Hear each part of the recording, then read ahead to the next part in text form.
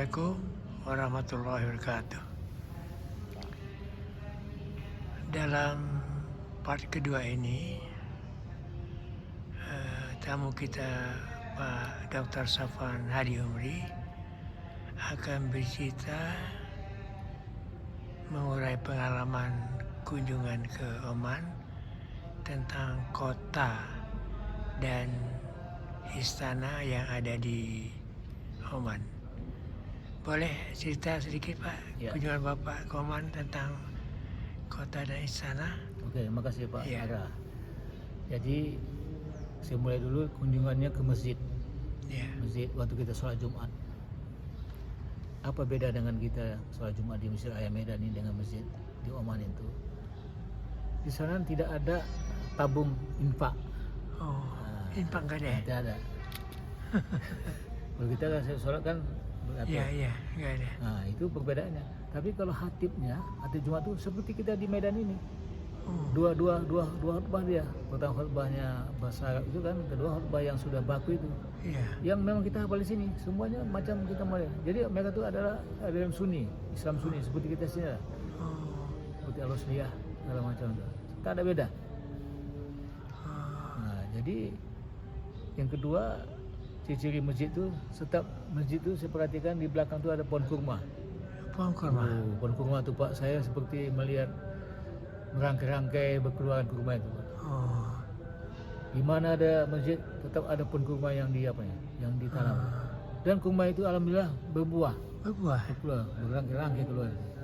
Berapa kali saya bergambar di situ lah, kurma di belakang, bukan main. Nah itu tentang masjid. Kemudian begitu saya mengunjungi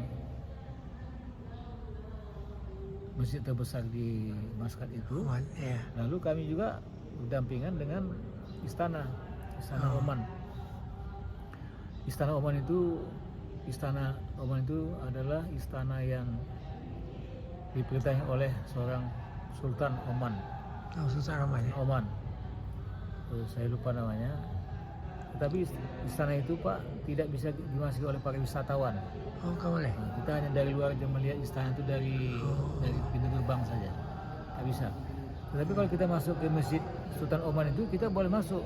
Tetapi orang Eropa yang non Muslim di luar. Oh, Nah, kita boleh masuk situ. Sempat juga saya sholat dengan keluarga itulah di masjid Sultan Oman yang terbesar itu, di Megah itu. Pertama jadi fungsinya sebagai objek wisata kan, kedua tempat ibadah kaum muslimat. Nah, Istana Sultan Oman itu dikawal juga oleh beberapa pengawalnya, tapi kita hanya bisa melihat dari luar saja. Banyak kita berjumpa dengan para wisatawan dari Jerman, dari Amerika, dari Italia, dari Spanyol segala macam, India, hanya melihat dari luar saja istana itu. Lalu begitu kita keluar dari wilayah lokasi Istana Sultan Oman ini, kita menemukan lagi kapal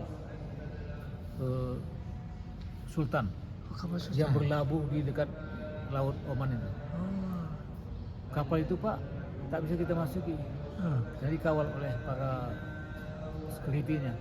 Situlah Raja Oman tuh kadang-kadang dia kalau dia ingin berangkat bersiar kan, kapal pesiar itu, situlah kapal khusus ya? khusus. Tapi nampak kita dari pada pantai itu, Iya. terang benderang tuh waktu senja malam tua itu, kapal pesiar Besar Raja, berarti ya, besar namanya. sekali.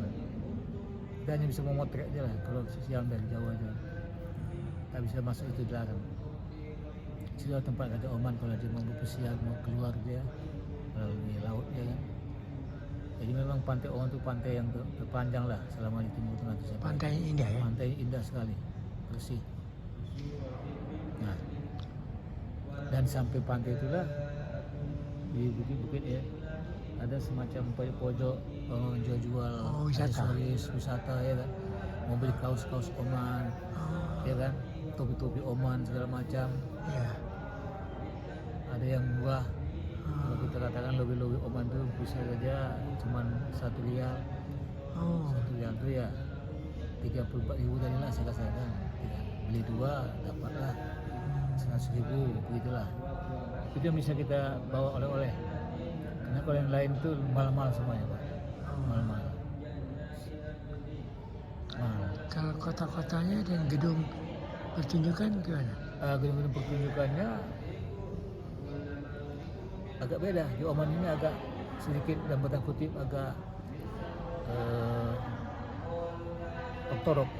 Oh, Dia beda dengan Kuwait, Abu Dhabi atau dengan Qatar iya, iya. atau kota modern. Itu masih mempertahankan nilai tradisionalnya. Oh, Makanya saya melihat satu di banyak benteng-benteng. oh iya.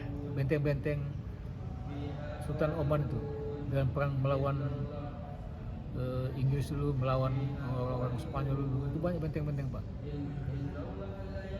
Salah satu benteng itulah menjadi inspirasi bagi Imam Bonjol. Itu dia sempat ke sana untuk berguru. Dijadikannya benteng Bonjol di Padang sana. Iya. Nanti ada bukunya, novel itu akan saya kasih Bapak. Saya ambil tuh benteng Bonjol. Contoh arsitekturnya saja. Iya. Jadi maka saya berangkatlah dibawa menantu saya ke benteng Bonjol itu. Saya perhatikan ribuan benteng Oman itu. Iya. Di mana-mana banyak benteng Pak. Oh. Karena orang dulu budaya perangnya kuat sekali. Oh. Main tombak dengan kuda. Oh. Perang tuh. Jadi laskar mereka itu dengan kuda, dengan tombak, lalu dengan benteng-benteng yang kuat. Masuk ada dua benteng kuno tuh yang tempat kami melihat, yang kami lihat itu semua itu memang dipenuhi oleh koleksi senjata-senjata. Ada koleksi senjata keris, pedang segala macam. Bahkan ada salah satu tradisi mereka tuh yang tetap berdampingan tuh.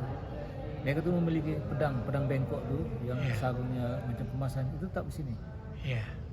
Bahkan dekan ekonomi si WNI anak saya itu dia tetap memakai pedang itu ya.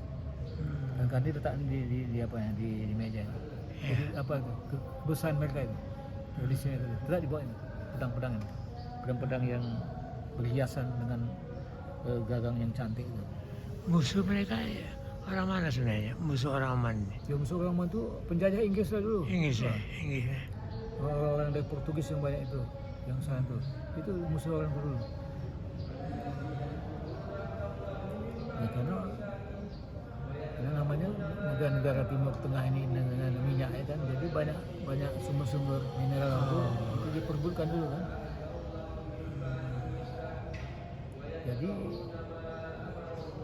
hasil bumi itu pertama minyak, kedua apa yang tadi ikan.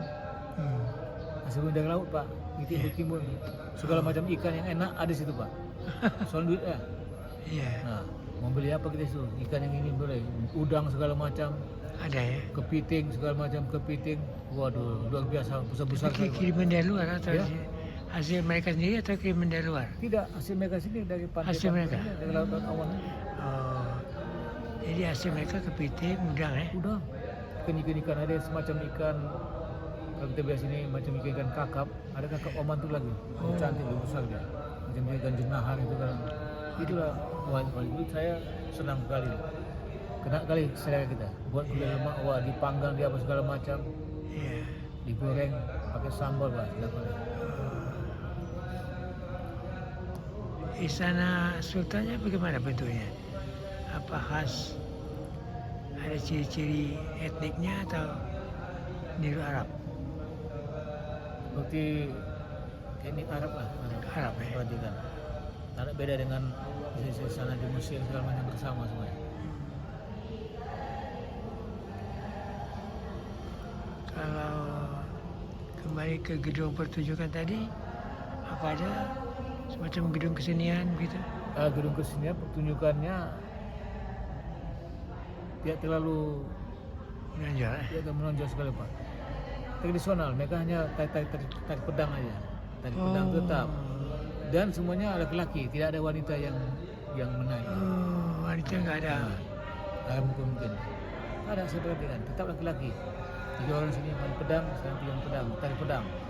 Itu saja, keliling udah. Macam-macam dabus Aceh juga saya perhatikan. Iya.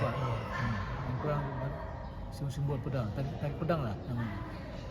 Kalau masjid barangkali sudah biasa banyak ya. Mau banyak masjid.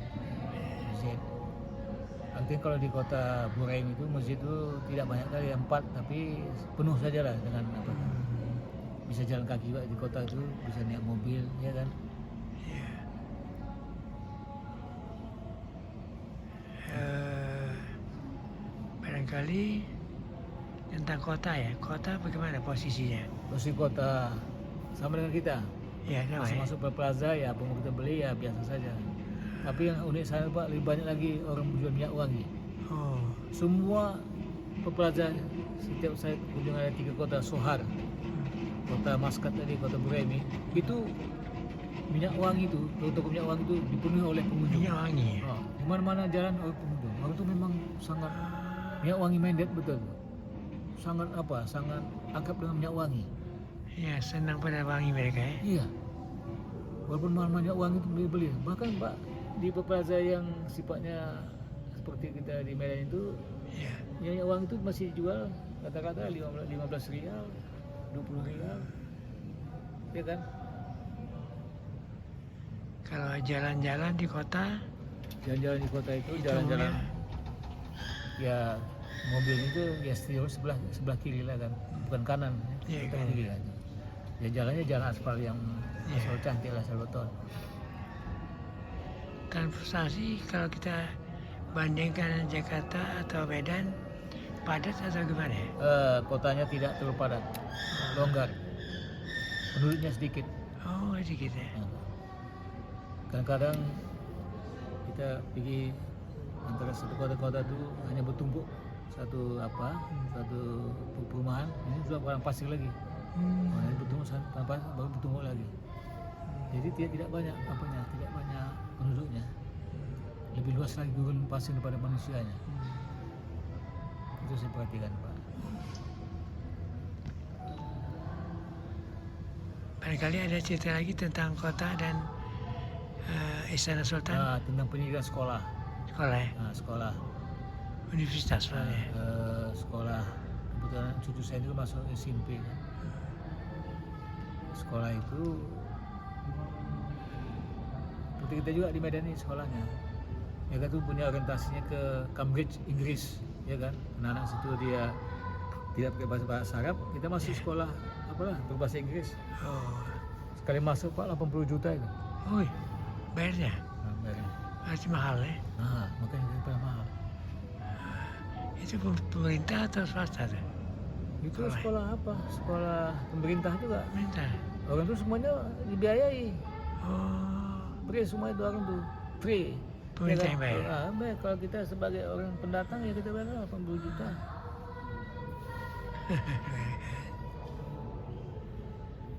Jadi karena anak saya itu memang dosen negeri di situ ya dibiayai lah anak sekolah kesehatan ditanggulangi ya kan. Tapi saya perhatikan yang utama itu adalah kaum laki-laki. Iya. Wanita itu masih nomor 2. Iya. Itu betul waktu menerapkan untuk Islam dulu lah. Yang utama itu adalah kaum laki-laki. Iya. Baik dalam gaji dan dalam pendapatan misalnya ya. Itu dia Pak. Itu tentang kota, istana, Pak Swan sudah bicara dan menguraikan dan menyaksikan Oman ada 3 bulan ya Pak 3 Swan? bulan saya. 3 bulan. Jadi sedikit banyak sudah memasuki jalur-jalur yang tentu jalan lebar dan jalan kecil, mungkin sudah masuk juga ke gang-gang ya Pak Safwan. Ya. Ada gang di sana, gang-gang kecil juga. Ya setiap gedung-gedung itu punya gang. Oh, gang Bisa sendiri. masuk mobil. Dia mobil itu diparkir dia hanya di jalan-jalan aja. Oh, Nggak ada parkir di rumah. Jadi gang-gang itu paling banyak Iya. di Kota Oman. dan ada nampak nggak misalnya pengemis itu nggak ada ya? Tidak ada. Nggak ada pengemis. Luar biasa. Alhamdulillah. Nah, kalimat terakhir ini menarik. Oman di pandangan atau sepengetahuan Pak Safwan tidak punya pengemis, tidak ada yang miskin. Jadi rata-rata mereka orang berada dan alhamdulillah Inilah part kedua komunikasi kita, hubungan kita, cerita kita tentang pengalaman Pak Oman, pengalaman Pak Safwan Ya. di Oman. Terima kasih. Assalamualaikum warahmatullahi wabarakatuh. Waalaikumsalam.